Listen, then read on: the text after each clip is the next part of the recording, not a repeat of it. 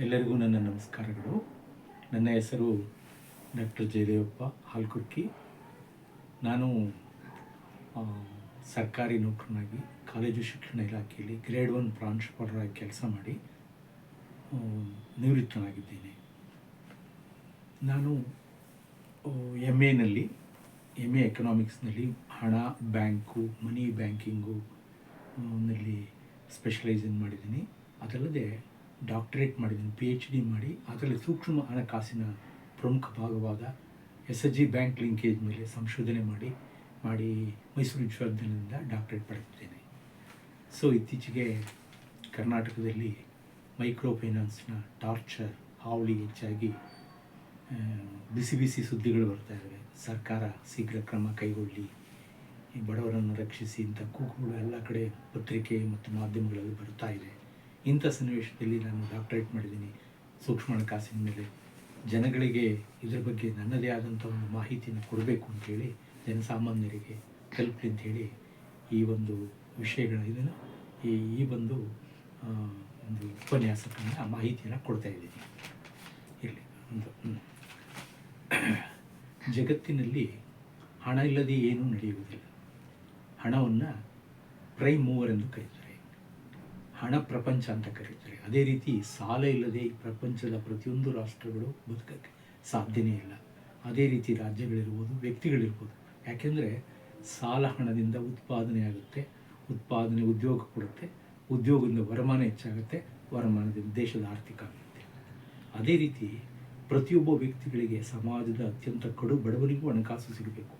ಅವನಿಗೆ ಹಣಕಾಸು ಸಿಕ್ಕಿದರೆ ಅವನು ಸಮಾಜದಲ್ಲಿ ತಲೆ ಎತ್ತಿ ನಿಲ್ಲುವ ಶಕ್ತಿ ಬರುತ್ತದೆ.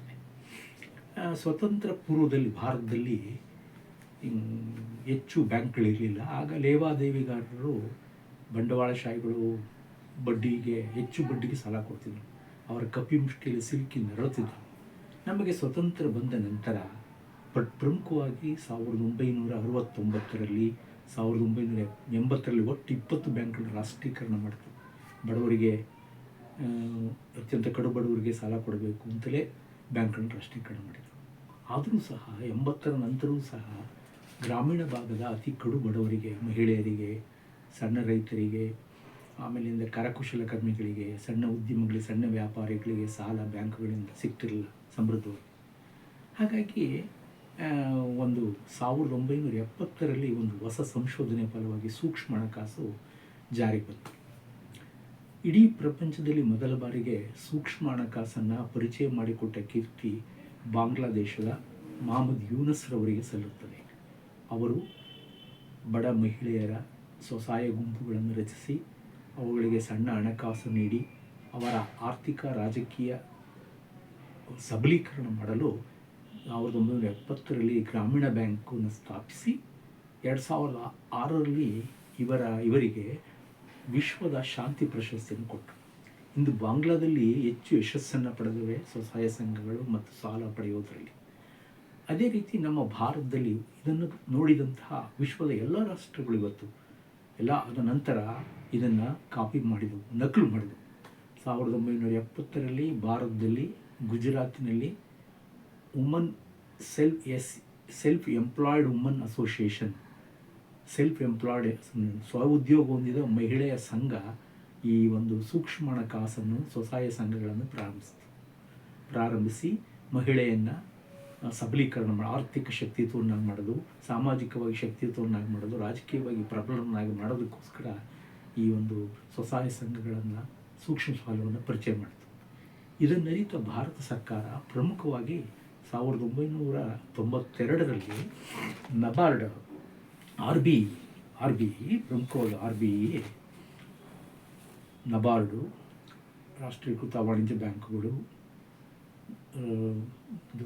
ಪ್ರಾಂತೀಯ ಗ್ರಾಮೀಣ ಬ್ಯಾಂಕುಗಳು ಮತ್ತು ಈ ಒಂದು ಸಹಕಾರಿ ಬ್ಯಾಂಕುಗಳ ಸಹಕಾರದೊಂದಿಗೆ NGOನೂ ಸೇರಿಸ್ಕೊಂಡು, NGOಗಳನ್ನು ಒಳಗೊಂಡು ಈ SHG ಬ್ಯಾಂಕ್ ಲಿಂಕೇಜ್ ಬ್ಯಾಂಕುಗಳು ಮತ್ತು ಸ್ವಸಹಾಯಗಳ ಜೋಡಣೆಯ ಕಾರ್ಯಕ್ರಮವನ್ನು ಸೂಕ್ಷ್ಮ ಹಣಕಾಸಿನ ಒಂದು ಪ್ರಾಮುಖ್ಯತೆಯನ್ನು ಹೆಚ್ಚಿಸಲು ಜಾರಿಗೆ ತಂದಿತ್ತು RBI. ಇಂದು ನಮ್ಮ ದೇಶದಲ್ಲಿ 1924ರ ಅಂಕಿಅಂಶಗಳ ಪ್ರಕಾರ ಸುಮಾರು 144.2 ಲಕ್ಷ ಸ್ವಸಹಾಯ ಸಂಘಗಳಿಗೆ ಇವುಗಳಲ್ಲಿ 77.41 ಲಕ್ಷ ಸ್ವಸಹಾಯ ಸಂಘಗಳು ಬ್ಯಾಂಕ್ಗಳಲ್ಲಿ ಸ್ವಾವಲಂಬನೆ ಪಡ್ಕೊಂಡು ಜೋಡಣೆ ಮಾಡಿಕೊಂಡು ಉಳಿತಾಯ ಮಾಡಿ ಸಾಲ ತೆಗೆದುಕೊಂಡು ಅವುಗಳನ್ನು ಆದಾಯದ ಉತ್ಪನ್ನಗಳನ್ನು ತೊಡಗಿಸಿಕೊಂಡು ತಮ್ಮ ಜೀವನ ಮಟ್ಟವನ್ನು ಸುಧಾರಿಸಿಕೊಳ್ತೀವಿ. ಇದೇ ರೀತಿ ಇದಕ್ಕೆ ಕರ್ನಾಟಕವೂ ಹೊರತಾಗಿಲ್ಲ. ಕರ್ನಾಟಕದಲ್ಲಿಯೂ ಕೂಡ ಸುಮಾರು 31 ಲಕ್ಷಕ್ಕೆ ಹೆಚ್ಚು ಬ್ಯಾಂಕ್ ಜೋಡಣೆ ಪಡೆದು ಇದರಲ್ಲಿ ಸುಮಾರು 31 ಲಕ್ಷಗಳಷ್ಟು ಸ್ವಸಹಾಯ ಸಂಘಗಳಿದ್ದು 7 ಲಕ್ಷಕ್ಕಿಂತ ಹೆಚ್ಚು ಸ್ವಸಹಾಯಗಳನ್ನು ಜೋಡಣೆ ಪಡೆದು ಅನುಕೂಲವನ್ನು ಪಡೆದಿವೆ. ಆದರೆ ಈ ಬ್ಯಾಂಕುಗಳಿಂದ ಸೃಷ್ಟಿಯಾದಂತಹ ಈ ಒಂದು ಸ್ವಸಹಾಯ ಸಂಘಗಳು ಆಧಾರವನ್ನು ಕೊಡಬೇಕಾಯಿತು. ಉಳಿತಾಯವನ್ನು ಆಧಾರವಿಟ್ಟು ಸಾಲ ಪಡ್ಕೊಳ್ತಿದ್ವಿ. ಭದ್ರತೆ ಅಂದರೆ ಉಳಿತಾಯನೇ ಭದ್ರತೆ ಆಗಿತ್ತು. ಆದರೆ ಆಧಾರ ಇಲ್ಲದೆ ಸಾಲ ಕೊಡತಕ್ಕಂಥ ಒಂದು ವ್ಯವಸ್ಥೆಯನ್ನು ಕಂಡುಹಿಡಿಯಲಾಗಿ ಸೂಕ್ಷ್ಮ ಹಣಕಾಸು ಬರೀ ಆಧಾರ ಇಲ್ಲದೆ ಒಂದು ಸ್ವಸಹಾಯ ಸಂಘಗಳ ಸದಸ್ಯರ ಆಧಾರ್ ಕಾರ್ಡ್ ಆಧಾರದ ಮೇಲೆ ಸಾಲ ಕೊಡುವ ವ್ಯವಸ್ಥೆಯನ್ನು ಪ್ರಯತ್ನ ಮಾಡಿತ್ತು. ಆ ಪ್ರಯತ್ನವನ್ನು ಸೂಕ್ಷ್ಮ ಹಣಕಾಸು ಸಂಸ್ಥೆಗಳು ಮಾಡ್ತಾ ಇದ್ದಾವೆ. ನಮ್ಮ ದೇಶದಲ್ಲಿ ಸೂಕ್ಷ್ಮ ಹಣಕಾಸು ಸಂಸ್ಥೆಗಳು ಹೇಳೋದಕ್ಕಿಂತ ಮುಂಚೆ ಸೂಕ್ಷ್ಮ ಒಂದು ಸಾಲ ಮತ್ತು ಸೂಕ್ಷ್ಮ ಹಣಕಾಸು ಈ ಎರಡೂಗಳ ನಡುವಿರುವ ವ್ಯತ್ಯಾಸವನ್ನು ನಾವು ತಿಳ್ಕೊಳ್ಬೇಕಾಗ್ತದೆ.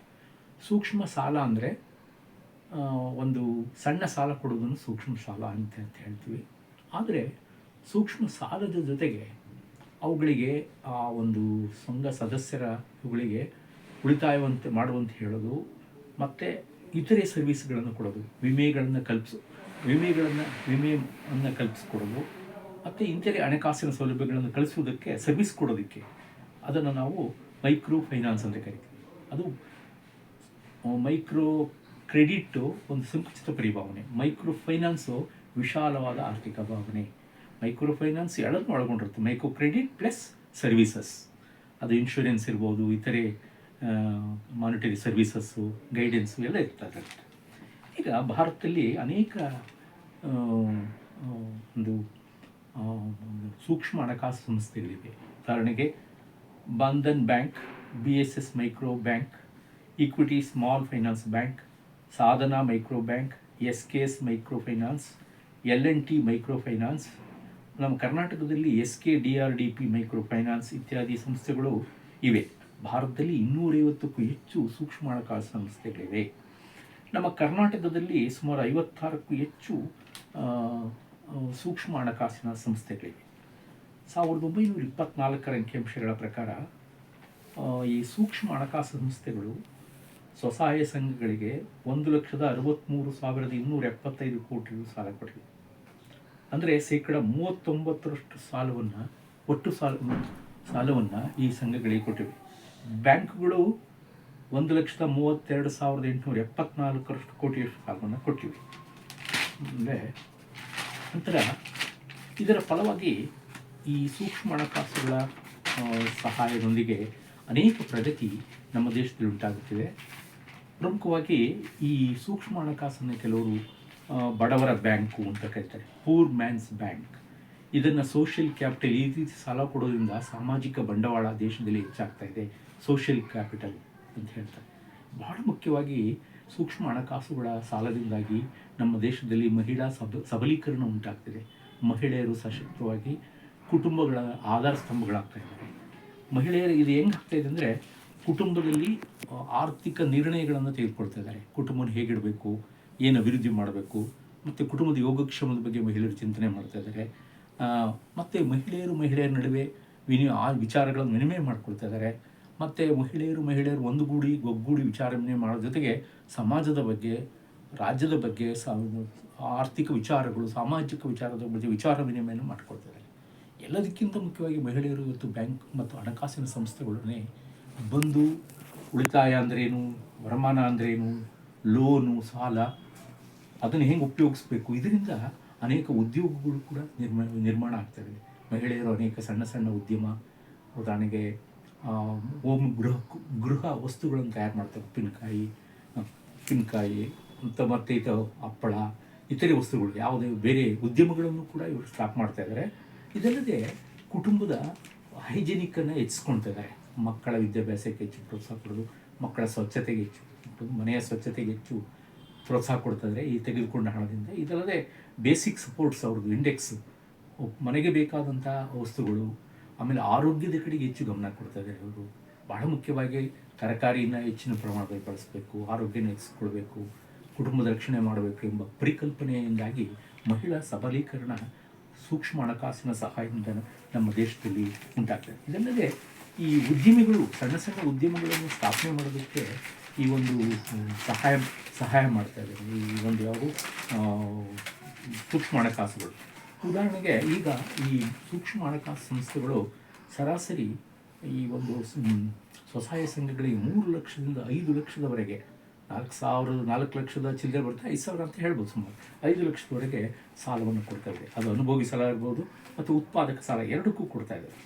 ಈಗ MSCME ಮಿನಿಮಮ್ ಇದು ಮೀಡಿಯಮ್ ಸ್ಕೇಲ್ ಇಂಡಸ್ಟ್ರೀಸ್ಗಳಿಗೆ MSEಗೆ, ಆಮೇಲೆ ಮನೆಯ ರಚನೆ ಕಟ್ಟೋದಕ್ಕೆ ಸಾಲ ಕೊಡ್ತಾ ಇದ್ದಾವೆ, ಶುದ್ಧ ನೀರು ಕುಡಿಯೋದಕ್ಕೆ, ಸ್ಯಾನಿಟೇಷನ್ ನೈರ್ಮಲ್ಯವನ್ನು ಕಾಪಾಡೋದಕ್ಕೆ, ಮತ್ತು ಅಗ್ರಿಕಲ್ಚರ್ ಅಲೈಡ್ ಸೆಕ್ಟರ್ಗಳಿಗೂ ಕೂಡ ಸಾಲ ಕೊಡ್ತಾ ಇದ್ದಾವೆ. ಕುರಿ ಸಾಕಣೆ, ಪಶು ಸಾಕಣೆ, ಆಮೇಲೆ ಕೋಳಿ ಸಾಕಣೆ, ಆಮೇಲೆ ಸ್ಯಾರಿ ಉತ್ಪಾದನೆ, ಡ್ರೈ ಫಿಶ್ ಫಾರ್ಮಿಂಗಲ್ಲಿ, ಆಮೇಲೆ ಇದಲ್ಲದೆ ಎಂಬ್ರಾಯ್ಡರಿ ಉದ್ಯಮದಲ್ಲಿ ಸಣ್ಣ ಸಣ್ಣ ಕೈಗಾರಿಕೆಗಳನ್ನು ಸ್ಥಾಪನೆ ಮಾಡೋದಕ್ಕೆ ಎಲ್ಲ ಸಾಲವನ್ನು ಕೊಡ್ತಾ ಇದ್ದಾವೆ.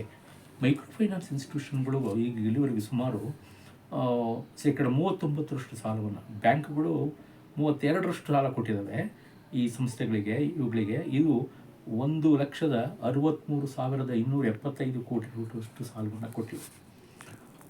ಮತ್ತು ಈ ಸಂಸ್ಥೆಗಳಿಗೆ ಬೇರೆ ಹೆಂಗೆ ಹಣ ಬರುತ್ತೆ ಮೈಕ್ರೋ ಇನ್ಸ್ಟಿಟ್ಯೂಷನ್ಗಳಿಗೆ ಅಂದರೆ, ಆ ಸಂಸ್ಥೆಗಳಿಗೆ ಭಾರತೀಯ ಹಣಕಾಸು ಸಂಸ್ಥೆಗಳು, RRBs, cooperative bank, commercial banks, cooperative banks, NABARD ಹಾಗೂ ಇತರೆ ಹಣಕಾಸಿನ ಸಂಸ್ಥೆಗಳಿಂದ ಹಣಕಾಸಿನ ನೆರವು, ವಿದೇಶಿ ಸಂಸ್ಥೆಗಳು ಮತ್ತು ಆಂತರಿಕ ಸಂಸ್ಥೆಗಳಿಂದ ಹಣಕಾಸಿನ ಹಾಗೂ ತಾಂತ್ರಿಕ ನೆರವನ್ನು ಪಡ್ಕೊಳ್ತಾ ಇದ್ದಾರೆ. ಇಷ್ಟು ಇದು ಸೂಕ್ಷ್ಮ ಹಣಕಾಸಿನಿಂದ ಆಗತಕ್ಕಂಥ ಪ್ರಯೋಜನಗಳು. ಇದಲ್ಲದೆ ಈ ಸೂಕ್ಷ್ಮ ಹಣಕಾಸನ್ನು ನಡೆಸುವ ಸಂಸ್ಥೆಗಳು ಅನೇಕ ಸವಾಲುಗಳನ್ನು ಇತ್ತೀಚಿನ ದಿನಗಳಲ್ಲಿ ಭಾರತದಲ್ಲಿ ಎದುರಿಸ್ತಾ ಇದೆ. ಯಾಕೆಂದರೆ ಇದಕ್ಕೆ ಸಿಬ್ಬಂದಿ ಬೇಕು, ಸಾಕಷ್ಟು ತರಬೇತಿ ಸಿಬ್ಬಂದಿ ಬೇಕಾಗುತ್ತೆ, ಕಾರ್ಯಾಚರಣೆ ತರೋದು ತುಂಬ ಕಷ್ಟ ಆಗ್ತದೆ. ಯಾಕೆಂದರೆ ಇವುಗಳು ಹೆಚ್ಚಿನ ಪ್ರಮಾಣದಲ್ಲಿ ಹಣಕಾಸಿನ ಸೌಲಭ್ಯವನ್ನು ಮೂಲಗಳನ್ನು ಹುಡುಕಬೇಕು. ಆಮೇಲೆ ವಿಕೋಪಗಳಾದರೆ, ನೈಸರ್ಗಿಕ ವಿಕೋಪಗಳಾದರೆ ಅದರಿಂದ ತೊಂದರೆಯಾಗಿ ಇವರು ಕೊಟ್ಟ ಹಣವನ್ನು ಉತ್ಪಾದನೆಗೆ ತೊಡಗಿಸ್ತಾ ಇದ್ದರೆ ಸ್ವಸಹಾಯ ಸಂಘದ ಸದಸ್ಯರು ಆದಾಯ ಕಡಿಮೆಯಾಗಿ ಒಂದು ರೀಪೇಮೆಂಟ್, ಸಾಲ ತೀರಿಸುವ ಸಮಸ್ಯೆನ ಎದುರಿಸ್ತವೆ. ಆಮೇಲೆ ಹೆಚ್ಚು ಜನರು ಇಂತಹ ತೊಂದರೆ ಉಂಟಾದಾಗ ಏನು ಸಾಲ ಕಟ್ಟದಲ್ಲಿ ಅವು ಡಿಫಾಲ್ಟರ್ ಆಗ್ತಾರೆ, ತಪ್ಪಿತಸ್ಥರಾಗ್ತಾರೆ. ಆಮೇಲೆ ಇನ್ನೊಂದೇನು ಅಂತಂದರೆ, ಈ ಅಡ್ವಾನ್ಸ್ ಮಾಡುವಾಗ ಇಂಥ ಸನ್ನಿವೇಶದಲ್ಲಿ ಮತ್ತು ಅವುಗಳನ್ನು ಮ್ಯಾನೇಜ್ ಮಾಡೋದು, ಮೇಲ್ವಿಚಾರಣೆ ಮಾಡೋದು ತುಂಬ ಕಷ್ಟ ಆಗ್ತದೆ. ಕೆಲವು ನಾರ್ಮಲ್ ರೇಟ್ ಏನು ವಾಣಿಜ್ಯ ಬ್ಯಾಂಕ್ಗಳು ಇಂಟ್ರೆಸ್ಟ್ ರೇಟ್ ಹಾಕ್ತವೆ ಅಷ್ಟೇ ರೇಟ್ ಹಾಕೋಕ್ಕೆ ಇವಕ್ಕೆ ತೊಂದರೆ ಯಾಕೆ ಕಂಡು ಬರ್ತಾ ಇದೆ ಅಂದರೆ, ಇವುಗಳಿಗೆ ಸಿಬ್ಬಂದಿ ಮತ್ತು ಸಂಚಾರ, ಅನೇಕ ದೂರ ಪ್ರದೇಶಗಳು ಓಡಾಡಬೇಕು, ಅದರ ಖರ್ಚು, ಬೆಲೆಗಳು ಇವುಗಳನ್ನು ಒಳಗೊಂಡಂತೆ ಒಂದು ಸಂಕೀರ್ಣವಾದ ಸಮಸ್ಯೆಯನ್ನು ಇವು ಎದುರಿಸಬೇಕಾಗುತ್ತೆ. ಆಮೇಲೆ ಇವು ನಮ್ಮ ದೇಶದಲ್ಲಿ ಎಲ್ಲ ಪ್ರದೇಶಗಳಲ್ಲಿ ಸಮನಾಗಿ ಹಂಚಿಕೆ ಆಗಿಲ್ಲ. ಈ ಮೈಕ್ರೋ ಹಣಕಾಸು ಸಂಸ್ಥೆಗಳು ಈಗ ದಕ್ಷಿಣದಲ್ಲಿ ಜಾಸ್ತಿ ಇವೆ, ನೈಋತ್ಯ ಭಾಗದಲ್ಲಿ, ಇನ್ನು ಕೆಲವು ಭಾಗದಲ್ಲಿ ಕಡಿಮೆ ಇವೆ. ಹಾಗಾಗಿ ಅದರಿಂದಲೂ ಕೂಡ ಪ್ರಾಬ್ಲಮ್ಸು ಇದೆ ಅಂತ ಹೇಳ್ತೀವಿ. ಇದಲ್ಲದೆ ಇನ್ನೊಂದೇನಪ್ಪ ಅಂದರೆ, ಭಾಳ ಮುಖ್ಯವಾಗಿ ಈ ಸೂಕ್ಷ್ಮ ಹಣಕಾಸು ಸಂಸ್ಥೆಗಳಿಂದ ಮತ್ತೊಂದು ಸಮಸ್ಯೆಗಳು ಎದುರಿಸ್ತಾ ಇದ್ದಾವೆ ಇವು. ಅದು ಯಾವುದು ಅಂತಂದರೆ, ಭಾಳ ಮುಖ್ಯವಾಗಿ ಈ ಸಮಸ್ಯೆಯನ್ನು ಎದುರಿಸ್ತಾ ಇರೋದು ಒಂದು ತಪ್ಪುಗಳು ಉಂಟಾಗ್ತಾ ಇದ್ದಾವೆ ಕೆಲವು. ಯಾಕೆ ಈ ಸೂಕ್ಷ್ಮ ಹಣಕಾಸು ಸಂಸ್ಥೆಗಳಿಂದ ಪಡೆದಂಥ ಸಾಲವನ್ನು ಸಕಾಲದಲ್ಲಿ ಕಟ್ಟೋಕ್ಕಾಗ್ತಾ ಇಲ್ಲ ಅಂತಂತ ಯಾರೋ ಈ ಸಂಸ್ಥೆಗಳು ಏನಂದರೆ, ಉದಾಹರಣೆಗೆ ಈ ನಮ್ಮ ಭಾರತದಲ್ಲಿ, ಕರ್ನಾಟಕದಲ್ಲಿ ಇತ್ತೀಚೆಗೆ ಹೆಚ್ಚು ಜನರು ಸಾವಾಗ್ತಾ ಇದೆ ಅಂತ ಹೇಳ್ತೀವಿ. ಇದು ವಾಣಿಜ್ಯ ಇದರಿಂದ ಸೂಕ್ಷ್ಮ ಹಣಕಾಸು ಮೈಕ್ರೋ ಫೈನಾನ್ಸ್ನಿಂದ ಸಾಲ ತೆಗೆದುಕೊಂಡರು ಟಾರ್ಚರ್ನಿಂದ ಸಾಯ್ತಾ ಇದ್ದಾರೆ ಅಂತ ಹೇಳ್ತಾರೆ. ಇದಕ್ಕೆ ಅನೇಕ ಸಮಸ್ಯೆಗಳಿವೆ, ಆಗಲಿ ಕಾರಣಗಳಿವೆ, ಅನೇಕ ತಪ್ಪುಗಳು ಈ ಸಂಘದಲ್ಲೂ ಉಂಟಾಗ್ತಾ ಇದ್ದಾವೆ. ಯಾವುದರಲ್ಲಿ ಇದರಲ್ಲಿ ಹೇಳ್ತೀನಿ ನೋಡಿ. ಇದರಲ್ಲಿ 100 ಸಂಘಗಳಿಂದ ಅದರಲ್ಲಿ 80ರಷ್ಟು ಸಂಘಗಳು ಹೆಚ್ಚು ಸಂಸ್ಥೆಗಳಿಂದ, ಸೂಕ್ಷ್ಮ ಹಣಕಾಸು ಸಂಸ್ಥೆಗಳಿಂದ ಸಾಲ ತೆಗೆದುಕೊಳ್ತಾ ಇದ್ದಾವೆ. 2-3 ಸಾಲಗಳು ತೆಗೆದುಕೊಳ್ತವೆ. ಅವರು ಏಕಕಾಲದಲ್ಲಿ ಕಟ್ಟೋಕ್ಕಾಗಲ್ಲ. ಆಗ ಅವುಗಳು ಸಂಕಷ್ಟಕ್ಕೊಳಗಾಗ್ತಾರೆ, ಸಾಲದ ವಿಷವೃತ್ತಕ್ಕೆ ಸುರಿಯಾಗ್ತಾರೆ. ಆಗ ಗೂಂಡಾಗಳನ್ನು ಬಿಟ್ಟು ನಾವು ವಸೂಲಿ ಮಾಡ್ತಾರೆ, ಟಾರ್ಚರ್ ಕೊಡ್ತಾರೆ. ಇದು ಅನಿವಾರ್ಯ ಆಗಿಬಿಡುತ್ತೆ. ಅದರಿಂದ ಇದು ಒಂದು ಸಮಸ್ಯೆ ಇದೆ. ಇದಲ್ಲದೆ ಇನ್ನೊಂದು, ತೆಗೆದುಕೊಂಡ ಸಾಲವನ್ನು ಈ ಸಂಘದ ಸದಸ್ಯರುಗಳು ಕೆಲವೊಮ್ಮೆ ಅನುತ್ಪಾದನಾ ಕ್ಷೇತ್ರಕ್ಕೆ ಬಳಸ್ಬಿಡ್ತಾರೆ. ಯಾವುದೋ ಎಮರ್ಜೆನ್ಸಿ ಇರುತ್ತೆ, ಕಷ್ಟದಲ್ಲಿ ಅದನ್ನು ಬಳಸ್ಬಿಡ್ತಾರೆ. ಉದಾಹರಣೆಗೆ ಉತ್ಪಾದನೆಗೆ ಬಳಸಬೇಕು, ಕುರಿ ಸಾಲ ಅಂತ ಕೊಟ್ಟಿರ್ತಾರೆ, ಅದನ್ನು ಬೈಕ್ ತೊಗೊಂಡ್ಬಿಡೋದು. ಇನ್ನೊಂದು ಯಾವುದೋ ಒಂದು ಸಾಲ ಕೊಟ್ಟಿರ್ತಾರೆ, ವ್ಯಾಪಾರಕ್ಕೋಸ್ಕರ ಕೊಟ್ಟಿರ್ತಾರೆ, ಅದನ್ನು ಯಾವುದೋ ಏನು ಐಷಾರಾಮಿದ ವಸ್ತುಗಳನ್ನು ಖರೀದಿ ಮಾಡೋಕ್ಕೆ ಬಳಸ್ಬಿಡ್ತಾರೆ. ಹಾಗಾಗಿ ಆದಾಯ ಉತ್ಪನ್ನವೇ ಇರೋದಿಲ್ಲ, ಸಾಕಾಗಲ್ಲ, ಬಡ್ಡಿ ಬೀಳುತ್ತೆ, ಕಂತು ಕಟ್ತಾ ಇದ್ದರೆ ಚಕ್ರ ಬಡ್ಡಿ ಬೀಳುತ್ತೆ, ಮೀಟರ್ ಬಡ್ಡಿ ಇವೆಲ್ಲ ಬಿದ್ದು ಮತ್ತೆ ವಿಷವೃತ್ತಕ್ಕೆ ತುತ್ತಾಗ್ತಾರೆ. ಆಮೇಲೆ ನಮ್ಮ ದೇಶದಲ್ಲಿ ಕೋವಿಡ್ ಮಹಾಮಾರಿ ಸಂಭವಿಸಿದ ನಂತರ ಅನೇಕ ಕ್ಷೇತ್ರಗಳಲ್ಲಿ ಏನು ಈ ಸಂಘಗಳು ಸೊರಗುತ್ತಿವೆ. ಉತ್ಪಾದನಾ ಚಟುವಟಿಕೆಗಳನ್ನು ಪ್ರಾರಂಭಿಸೋದಕ್ಕೆ ಹಣ ಇಲ್ಲದೆ ತೊಂದರೆಯಾಗಿ, ಆರೋಗ್ಯದ ಸಮಸ್ಯೆಯಿಂದಾಗಿ ಬಳಲಿ ಎಷ್ಟು ನಷ್ಟ ಉಂಟಾಗಿ ಮುಚ್ಚಿಕೊಂಡು ಬಿಡೋದು ಉದ್ಯಮಗಳು, ಸಣ್ಣ ಸಣ್ಣ ಉದ್ಯಮಗಳು, ವ್ಯಾಪಾರಗಳು ಇವ್ರುಗಳು. ಹೀಗಾಗಿ ಅದು ಕೂಡ ಒಂದು ಕಾರಣ. ಹೀಗಾಗಿ ಈಗ ಇಂಥ ಇದುಗಳು ಅದ್ರ ಜೊತೆಗೆ ಕೆಲವು ಫೇಕ್ ಏನಂತ ಕರಿತೀವಿ, ಸೂಕ್ಷ್ಮ ಫೈನಾನ್ಸ್ಗಳು ಒತ್ತಾಯಪೂರ್ವಕವಾಗಿ ವಸೂಲಿ ಮಾಡಿ ಇಂಥವ್ರಿಗೂ ಮೇಲೆ ದೌರ್ಜನ್ಯವನ್ನು ಎಸಗಿ ಮಾಡೋದರಿಂದ ಸಮಾಜದ ಗೌರವಕ್ಕೆ ಹೆದರಿ ಅವರು ಊರನ್ನು ಬಿಡ್ತಾರೆ, ದನಕರುಗಳನ್ನು ಮಾರ್ತಾರೆ, ಮನೆಯೂ ಮಾರ್ತಾರೆ, ಮಕ್ಕಳನ್ನು ಕಟ್ಕೊಂಡು ಬೇರೆ ಕಡೆ ಬಳಸ್ಕೋಗ್ತಾರೆ. ಸೊ ಹಾಗಾಗಿ ಇದು ದೊಡ್ಡ ಸಮಸ್ಯೆ ಆಗ್ತದೆ.